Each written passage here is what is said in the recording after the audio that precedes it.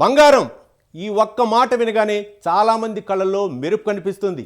అదే బంగారం మార్కెట్ ధర కంటే చాలా తక్కువగా దొరుకుతుందని ఎవరైనా చెప్తే అనుమానం రావాల్సిన చోట ఆశ మొదలవుతుంది. ఆ ఆశే చివరకు జీవితాంతం మర్చిపోలేని మోసంగా మారుతుంది.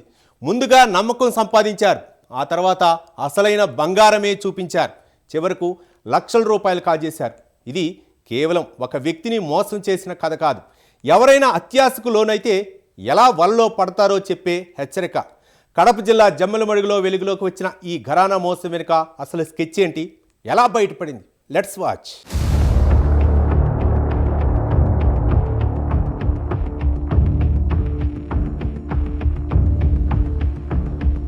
నేరాలు కాలానికి అనుగుణంగా రూపాలు మార్చుకుంటాయి. ఒకప్పుడు నకిలీ నోట్లు, తర్వాత ఆన్లైన్ మోసాలు, ఇప్పుడు అసలైన బంగారాన్ని ఎరగా వేసి నకిలీ బంగారంతో లక్షలు కాజేసే కొత్త తరహా మోసాలు. బయటకు చూస్తే సాధారణ దంపతులు, కానీ వారి అసలు పని మాత్రం నమ్మకాన్ని పెట్టుబడిగా మార్చుకుని డబ్బు దోచుకోవడం. కడప జిల్లా జమ్మలమడుగు మండలం మోరగుడి గ్రామంలో ఇలాంటి మోసమే జరిగింది. 10 రోజుల క్రితం గుర్తు తెలియని ఓ దంపతులు గ్రామంలోకి వచ్చారు. ఎలాంటి హడావిడి లేదు, ఎలాంటి అనుమానం రాకుండా ఒక ఇంట్లో అద్దెకు దిగారు. గ్రామంలో కొత్తగా వచ్చిన వాళ్ళంతా అందరితో కలిసిపోయారు. కొత్త ఊరు, కొత్త మనుషులు, కొత్త పరిచయాలు. అందులో భాగంగానే స్థానికుడు చెన్నా సుబ్బారాయుడుతో పరిచయం పెంచుకున్నారు. మొదట సాధారణ మాటలు, ఆ తర్వాత ఆర్థిక విషయాలు, చివరకు బంగారం గురించి చర్చ. తమ వద్ద మంచి బంగారం ఉందని, అత్యవసరంగా డబ్బు అవసరం కావడంతో మార్కెట్ ధర కంటే చాలా తక్కువగా ఇస్తామని నమ్మించారు. అలాంటి మాటలు ఎవరైనా చెబితే సాధారణంగా చాలా మంది అనుమానిస్తారు. కానీ దంపతులు అక్కడే తమ అసలు తెలివిని ఉపయోగించారు.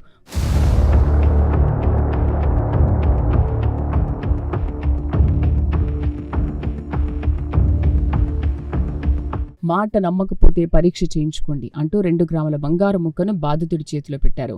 సుబ్బారాయుడు కూడా ఎలాంటి తొందరపడలేదు. ఆ బంగారాన్ని పరీక్ష చేయించాడు. పరీక్షలో అది అసలైన బంగారమేనని తేలింది. అక్కడితో అనుమానాలన్నీ చెదిరిపోయాయి.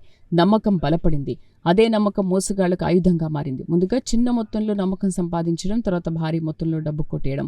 ఇదే చాలా మంది మోసగాళ్లు అనుసరించే పద్ధతి. ఈ కేసులో కూడా అదే జరిగింది.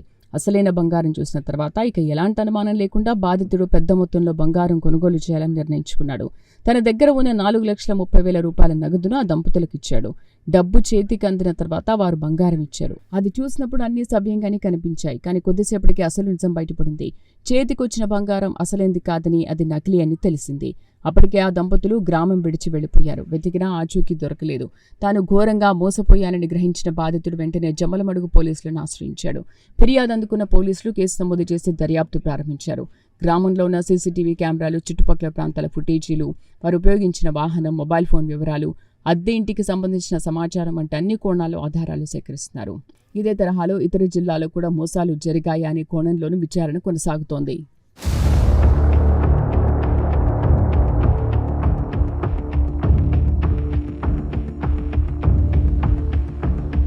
నాలుగు లక్షల 30,000 లెక్క ఇచ్చినాను. వెంటనే పారిపోయినాడు. గోల్డ్ ఇచ్చానా ఇప్పుడు డూప్లికేట్ గోల్డ్ కూడా ఇచ్చాడు. 44 గ్రాములు గోల్డ్ ఇచ్చాడు, డూప్లికేటు. సేమ్ బంగారం మాది అంది. ముందు రోజు ఇచ్చి ఒక్కరోజు ఇచ్చాడు, అది ఒరిజినల్. మొత్తం డూప్ ఇచ్చాడు. ఇచ్చాను. వాళ్ళు సోదా కూడా వచ్చారు. సోదా ఇప్పుడు దాన్ని నిన్ను వచ్చినారు. అంత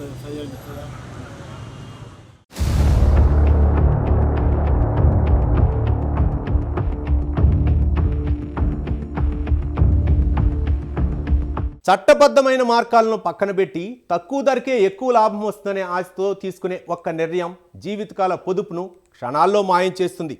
అపరిచితులు ఎంత నమ్మకంగా మాట్లాడినా, ముందుగా అసలైన వస్తువు చూపించిన ప్రతి లావాదేవీని పూర్తిగా ధృవీకరించిన తర్వాతే ముందుకు వెళ్ళాలి. ముఖ్యంగా బంగారం, నగదు వంటి విలువైన లావాదేవీల్లో అత్యంత అప్రమత్తంగా వ్యవహరించడం తప్పనిసరి.